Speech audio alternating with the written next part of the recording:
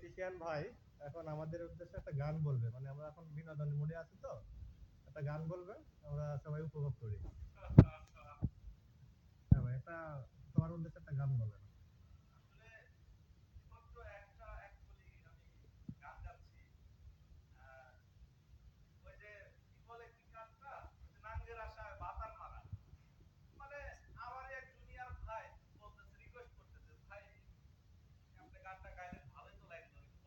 আমাদের মিউজিশিয়ান ভাই গানটা খুব সুন্দর গায় আর কি, মানে কাজের ফাঁকে ফাঁকে তো সময় পাইলেই গানটা গায় আর কি।